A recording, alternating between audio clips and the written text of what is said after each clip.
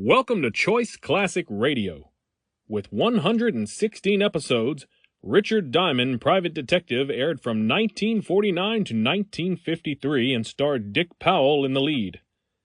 As usual, we remind you to like and follow us on Facebook, subscribe to us on YouTube, and keep the golden age of radio alive by donating at choiceclassicradio.com to our Patreon page. Give that donate button a click. And now, Richard Diamond, Private Detective.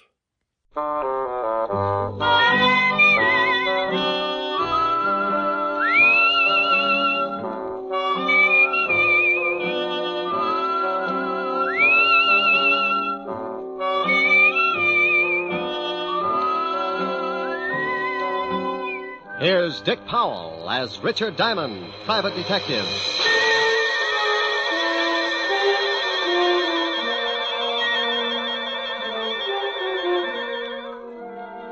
My name's Diamond, and I'm in business for a very simple reason. I like money. Oh, sure, I could do better, but I don't believe in straining myself. I might make a few bucks more, but so what? You work harder, your back gets weaker, and you take that extra couple of bucks and spend it for a brace to keep you from folding in the middle. No, I got a little one-room office that leans out over Broadway, and I'm very happy. Sometimes I get a case that lasts a week, $100 a day in expenses, and I make enough to pay the rent. Take my girl Helen Asher to dinner a couple of times and rest my feet on the desk like a prosperous businessman. I'm in partnership with a shill called Human Nature. And with him on my side, it just figures that people are going to get in trouble. Like the character who's ringing the doorbell of an apartment on the east side. He's built just right for more trouble than he can handle.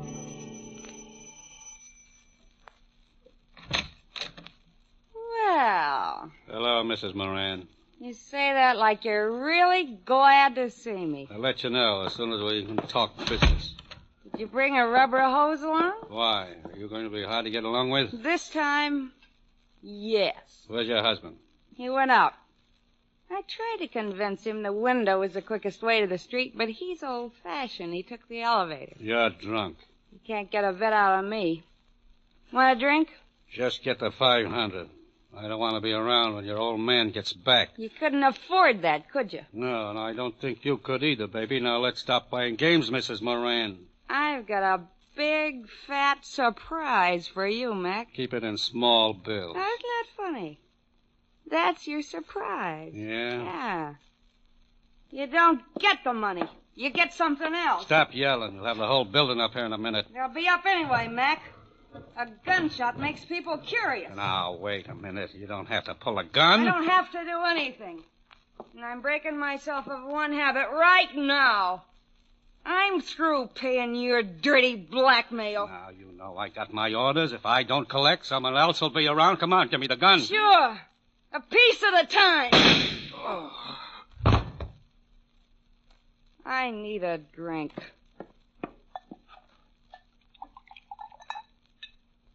Well, here's to nothing, Betty, old girl.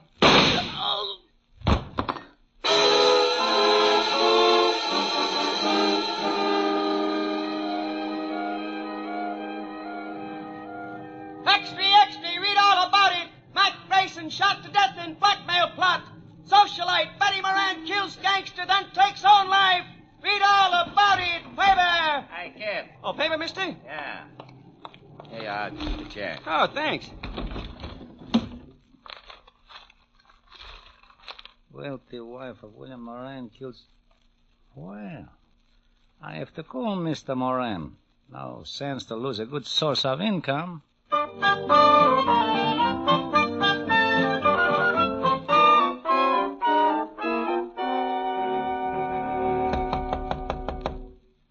Yeah, come in. Mr. Diamond? Over here. Oh, this clothesline, I couldn't see you. You always do your laundry in your office? Free soap. Pull up a chair, Mr. Moran. William Moran. Oh. Nice pair of Argyles. One of my old clients. Sends them down from Sing Sing. Have you read the morning papers, Mr. Diamond? I haven't had time. Took some throw rugs down to the laundromat before I started on the socks. My wife died last night. What did you eat for breakfast? Why, pancakes and eggs? Why? You must eat a whole pig when you're not in mourning. How did she die? She was shot to death. Couldn't she get 2 people for a pyramid club? She was being blackmailed. It's usually the other way around. The victim shoots the blackmailer. She did that. His name was Mac Grayson. I want you to find the other man behind this blackmail ring. Oh, what makes you think there was more than one? I received an anonymous phone call this morning. It was from a man who said he was a friend of Mac Grayson. He made it perfectly clear that he was going to continue with the blackmail. You, know what they had on your wife? She was a very wealthy woman, Mr. Diamond. Before she married me, she was rather wild. Well, they get that way sometimes. There were some letters. Why don't you go to the police? As far as they're concerned, the case is closed. They say it's a murder and a suicide, and that's that. But I want to get the people who drove my wife to suicide. Okay, Mr. Moran, but if you want me to try and dig up your blackmailers, my fee is rather high. I want to start sending my laundry out. Money is no object. That's the nicest thing you could have said. $100 a day and a fifth of plasma. Plasma, Mr. Diamond? 100 proof. I never know what I'm going to run into in a case like this. I may bleed a little. You can reach me at Evergreen 45021. I'll write you a check. Here, use my pen. It's getting an inferiority complex. Do you know anything more about this man who called you this morning? Yeah, only that he said he was a friend of Mac Grayson. Oh, there you are, Mr. Diamond. This should be enough of a retainer. Oh, yes. And that's all you know? I'm sorry I can't be of more help. Oh, you've been a brick. I'll get the rest from homicide. Thank you and goodbye, Mr. Moran. Goodbye, Mr. Diamond, and good luck. Oh, I'm sorry. I knocked down some of your washing. There. Well, I'll be hearing from you. Well, that's the way it goes. 1 minute you're washing socks, and the next you got enough money to stake out a claim on every night spot from Mott Street to Harlem. Unless a particular blackmail ring likes to kill private detectives. I had a hunch the assignment might run into overtime, so I put in a call to a lovely redhead named Helen Asher. Francis, the butler, answered, and I told him to pass the word along that I might be late for my date. I hung up before Helen could get on the pipe and start screaming at me like a wounded eagle. I locked the office, went down to 5th Precinct, and an old friend, Lieutenant Levinson. He was in charge of the homicide detail and could tell me about the late Mrs. Moran and her victim. When I walked in, Sergeant Otis was polishing his billy. Hello, Otis. The lieutenant in? Well, Richard Diamond, the All-American gumshoe. Oh, you're just jealous because that club you've got is a better shape than your head. Lieutenant, Diamond's out here. Okay, send them in. Tell me, Shamus, how does one get to be a great big private detective? Saving box tops? Well, you have to observe things, Otis, my boy. For instance, one look at your shirt, and I can tell you've been eating well for a week. Why don't you either get it cleaned or stick it in a pressure cooker? Hello, Walt. Now, wait a minute, Rick. If you've got a body somewhere, take it to another precinct. No, I'm a little short right now, but maybe I can dig one up. What I said. Yeah, that was a swell one. Is this just a social visit, or am I a dreamer? It's about the Moran suicide. You handle it? Uh-huh. One of the neighbors called us. They're both deader than Otis on a double date. What about the Grayson guy she knocked off? Cheap thug, couple of convictions. Oh, don't tell me Moran's been to you with that blackmail story. Yeah. He seems to think Grayson was working with someone. Rick, that guy pestered us all morning, but there's no proof of blackmail or anything else, except 2 people got killed. Give me a quick rundown.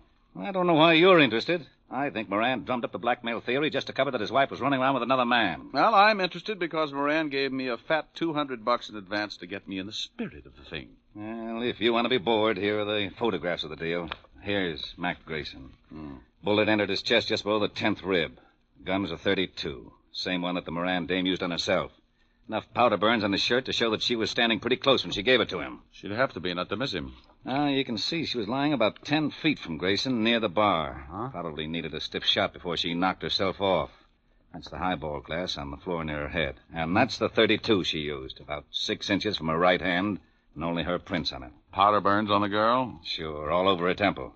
We did the paraffin test on her hand, too. She fired the gun all right. Did Grayson have any friends? We never tied him up with anyone except an old wino that hangs out on Skid Row, dump called the Parrot Club. Name's Wilbur Truitt. Yeah. Well, thanks, Walt. Now, look, the dame killed the guy and then shot herself. What more do you want? I'll let you know. Now, wait a minute. I know that gleam in your eye. I always get a sour stomach from it. If you've got something, you better tell me. Oh, you're a cynic, Walt. Have you talked to this Wilbur Truitt? We questioned him this morning. Got a tail on him? Sure, but he won't take us anywhere. Now, what are you cooking up? Well, maybe you think there's something to Moran's blackmail story. don't be an idiot. And what are you tailing Truitt for? Because I can't take a chance. Blackmail's a federal rap, and if Moran keeps stirring up trouble, I want to be able to prove he's nuts. Now, you look here. I want to know what's on your mind. I'll send you a letter. Oh. Otis, Yeah, Lieutenant. get me my bicarbonate. And shut up. Bye. Goodbye. I went through the squad room and out into the hall. I used the payphone by the door and put in a fast call to my client, William Moran. I had a hunch, and Moran's $200 retainer in my pocket gave him an A priority on it. Yes? Mr. Moran. That's right. This is Diamond, Mr. Moran. I've got a lead on someone who knew Mac Grayson. Well, that's fine, Mr. Diamond. Who is it? A guy who hangs out on Skid Row named Wilbur Truitt. Ever heard of him? No. Oh. Well, he might have been the one who phoned you this morning. I think I'll go down and find out. Good. You'll keep in touch, won't you? Oh, as long as I'm on the case. Goodbye, Mr. Moran.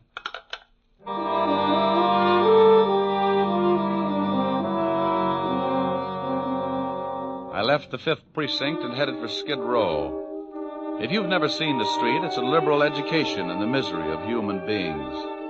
Even the sun winds up with a hangover if it shines on the place too long.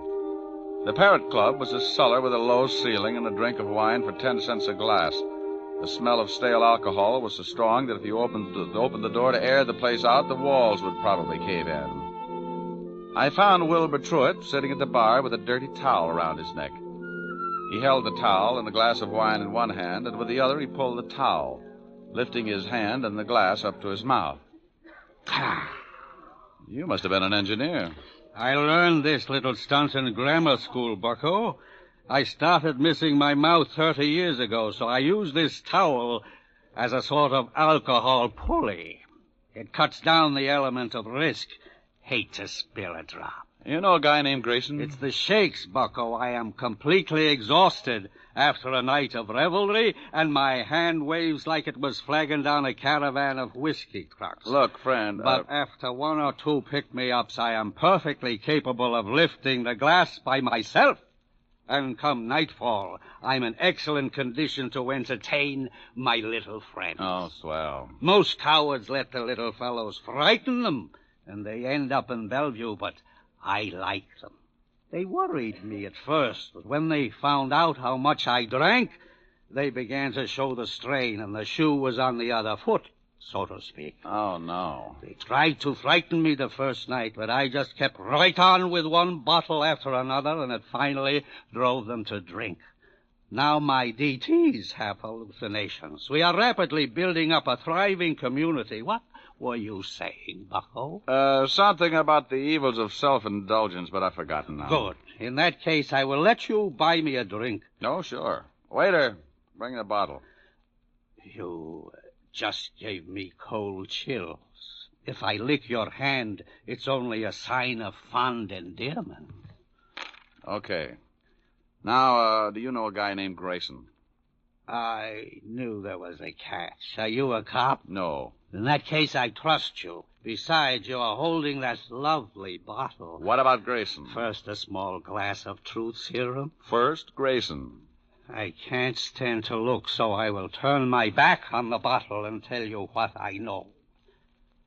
Mr. Mac Grayson, a very unsavory character who reached a sudden demise last evening, dealt in smutty pasts and made them pay off by milking his victims. He has only one friend, a Mr. Leo Fink. Now, please, I'm beginning to spit out wads of cotton. Where does this Fink live? Oh, you are indeed a heartless rogue. I was once.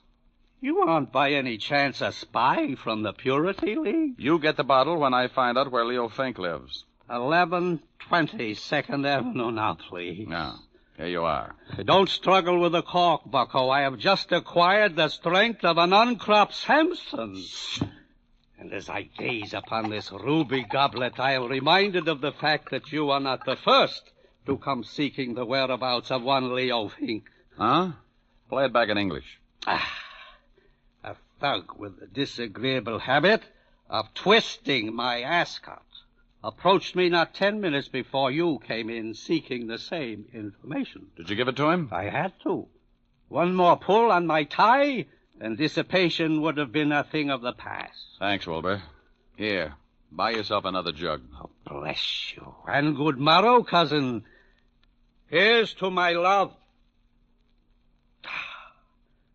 Oh, true apothecary. Thy drugs are quick. Thus, with a kiss, I die.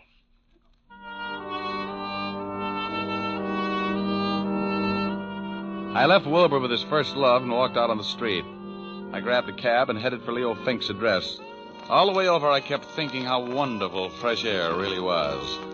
When we finally got there, I paid off the cabbie and looked at my watch. It was 4:30, and the city was turning soft and mellow as the sun started giving up behind the tall buildings.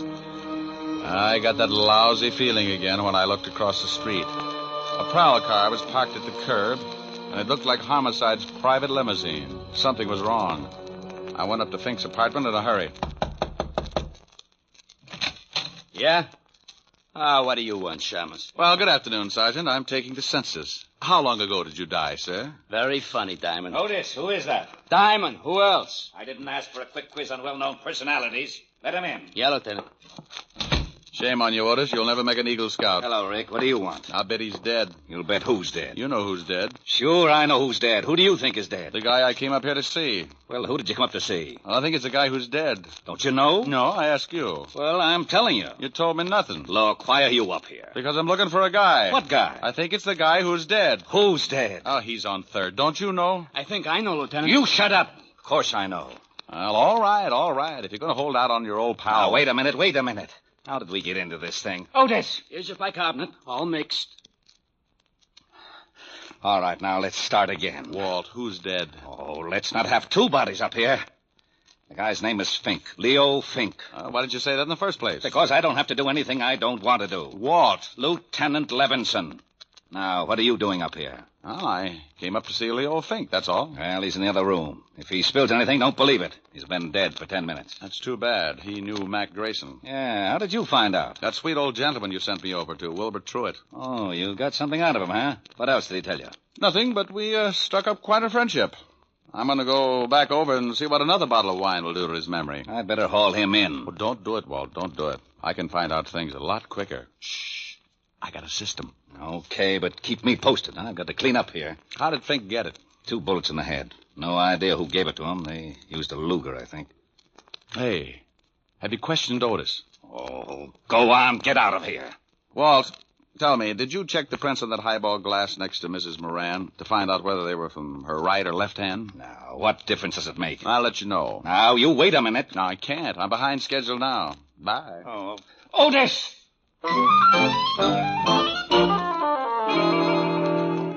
I went downstairs in a hurry and started back to Skid Row and Wilbur Truitt. I turned a corner and had a quick change of heart. That's far enough, Shamus. Wow. Well, look what I picked up. All right. Get into this alley. Now, why don't you put that cannon away? It shows up like a pair of gums at a dentist convention. Turn around and get going. I can run if it would help. Take your time. You haven't got too much of it left. Stop nudging. You got a cold barrel. Don't you like it? No, but it helps. A lesson in the manly art of self-defense. Next time, don't get so close with a gun. Well, what do you know? A Luger. Okay, so I'm a Butterfingers. You got the gun now. What are you going to do? I got a mean streak, and it shows up when someone tries to kill me. I'm going to ask a couple of questions, and if you don't answer them, you'll wish you'd picked on an octopus.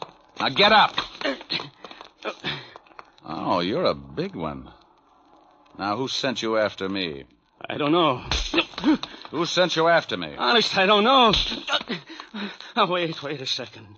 All right. The guy told me on the phone his name was Jones. Sure, first name's John. Oh, wait. I know it's a phony, but he was recommended. You get paid for your work, don't you? Yeah, but this one I collect after the job. Where? I thought you'd gotten over that stubborn streak. Okay. The 8 o'clock ferry to Staten Island.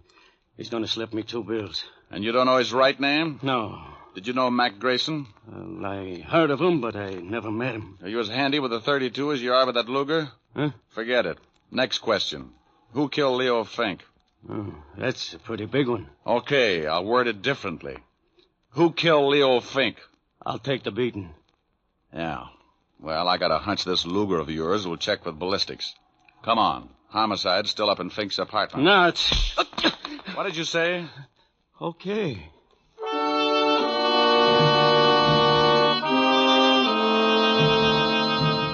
I hustled Louis up to Walt and left him handcuffed to Sergeant Otis.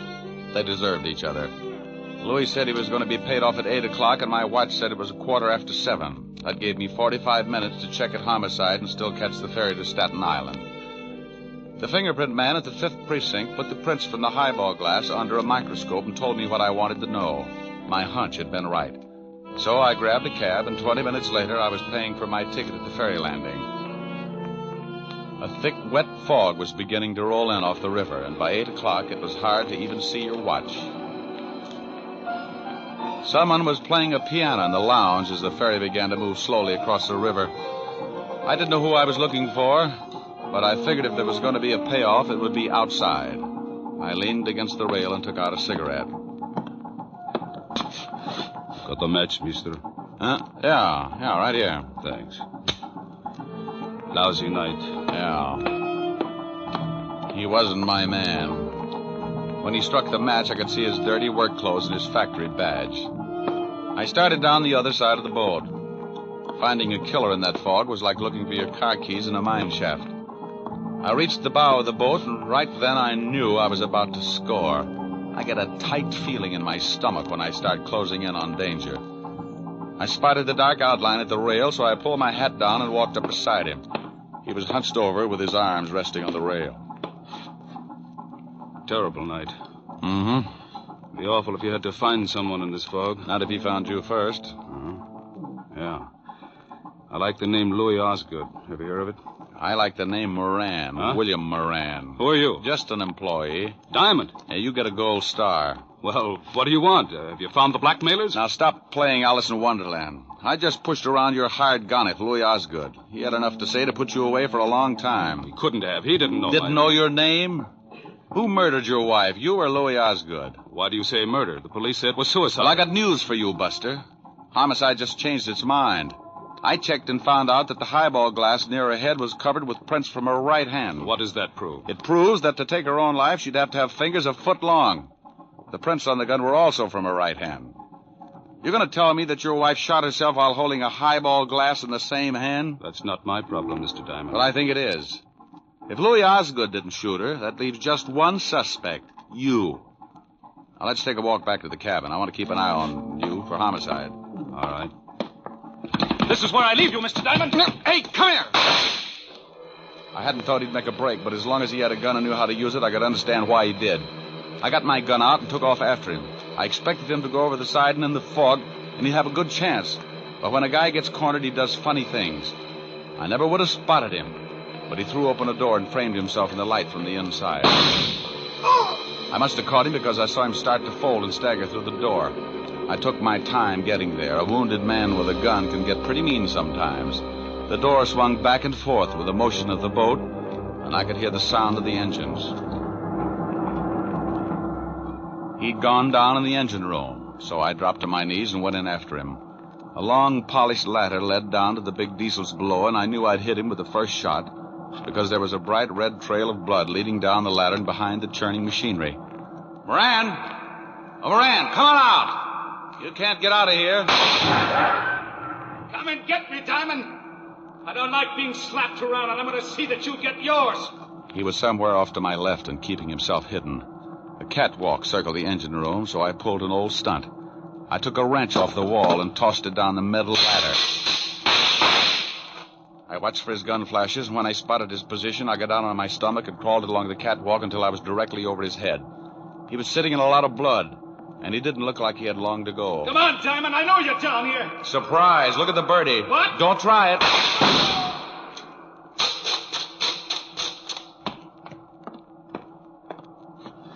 Sorry, Moran, but this just wasn't your night.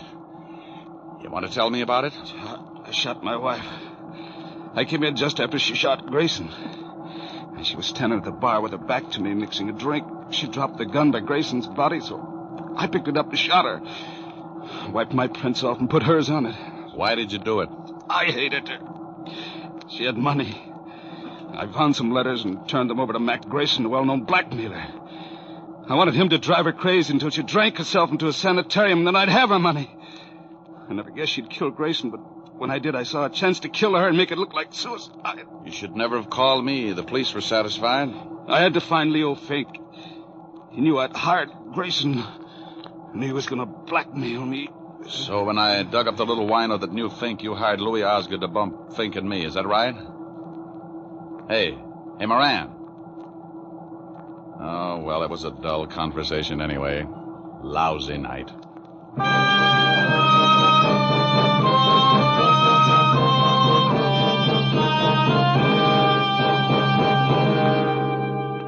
The captain came and helped me carry him up to the deck. Back at the ferry landing, I called Walt Levinson and told him the whole story. I didn't wait around. I just hung up in the middle of his lecture on good behavior and started walking. A stiff breeze was kicking up and pushing the fog back where it came from. After a good round of murder, a guy likes to relax. And I knew just the place to curl up and get my fur brushed. I grabbed a cab and headed for 975 Park Avenue, and the only girl in the world who looked better than her $10 million bank account. Oh, good evening, Mr. Diamond. Hello, Francis. Is Miss Asher in? Yes, sir. She's in the library. Thanks. Get me a glass of milk, will you, Francis? Milk? Oh, yes, sir. Right away. Hey, that's a B flat. Rick, where have you been? Sailing, sailing over the bounding main. Move over. You were supposed to have been here at 8 o'clock. Oh, what's an hour if you tack it on to the end of the evening? Well, I'm glad you've been keeping out of trouble. I can't stand it when you wander in all beat up. You smell nice. What kind of cologne is that? Gunpowder, 38. What? Oh, nothing. What's this you were playing? Oh, a new song. Again. You were just dandy. Well, you know I don't play well. I just pick. You should be glad you don't play the guitar. With those beautiful nails, you'd saw it in half. You're ridiculous. Whoops. Oh, that wasn't a B flat. Rick. Mm-hmm. Who do you love? I won't tell. Rick? I love you, baby. Then let's get married. Hey, these are pretty good lyrics. Now stop that. Again, this couldn't happen again. I hate you. This is that once in a lifetime. This is that moment divine. You never sing when I want you to. What's more, this never happened before. Though I have waited a lifetime for such as you to suddenly be mine. No comment? No. Mine to hold as I'm holding you now, and yet never to part. Mine to... Hey, what's the matter? Don't go. You want to sing? Go ahead. Well, what did you have in mind? I won't tell. You're not being original. That's my line. Well, I'm mad. Come here. No. Come here, Helen. Still mad? No. Well, let's get you mad again. It's so much fun making up. Mine again. What's the name of the song again? It never happens again. I'm mad. Oh, good. No. Here's your milk, Mr. Diamond. Oh, my goodness, you never warned me.